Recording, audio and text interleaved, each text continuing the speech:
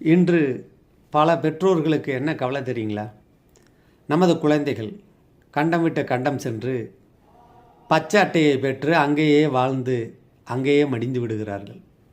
பெற்றோர்களை பார்ப்பதற்கு ஒரு நல்லது கெட்டதுக்கு வருடம் 30 நாள் 35 நாளில் விடுமுறையில் கண்டம் விட்டு கண்டம் வருகிற பறவைகளைப் போல தங்கள் பேர குழந்தைகளை அள்ளிக்கொண்டு வருகிறார்கள்.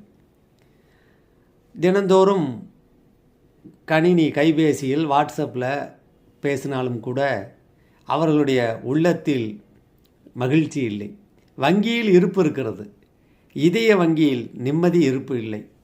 இங்கேயே இருப்பா, குறைஞ்ச சம்பளமாக இருந்தாலும் பரவாயில்ல, சந்தோஷமாக இருக்கலாம் என்றால் தனி குடித்தனங்கள் இன்று ஒரு தேவையாக போய்விட்டது. மாமனார் மாமியாரை நெருங்கி பார்ப்பதற்கு வாய்ப்புகள் இல்லாமல் தூர இருக்கிறாங்க. ஒரே வீட்டில் இருந்தாலும் கூட இதயத்தால் விலகி இருக்கிறார்கள். இப்படி இருக்கிற சில பேருக்கு சில குழந்தைகள் அம்மா அப்பாவோட தான் இருப்பேன், எங்கேயுமே போக மாட்டேன், எவ்வளோ சம்பளமாக இருந்தாலும் அவங்கள பார்த்துப்பேன் அப்படின்னு சொல்லுவாங்க இல்லையா? அவர்கள் ஜாதக அமைப்பு எப்படி இருக்கும்? நவீன ஜோதிட சிந்தாமணி பாடல் எண் 89.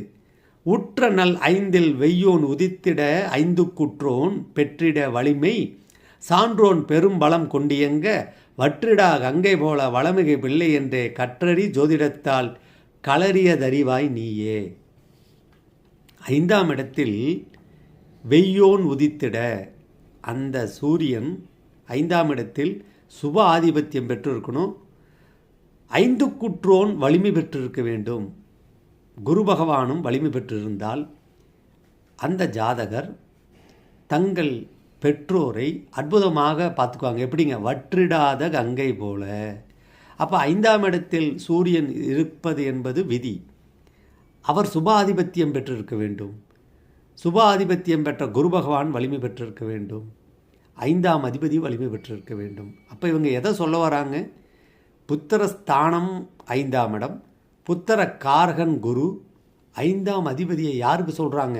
சூரியனோட மையப்படுத்துகிறார்கள். ஏனென்றால் காலபுருஷ தத்துவத்துக்கு 5ஆம் அதிபதி சூரியன்.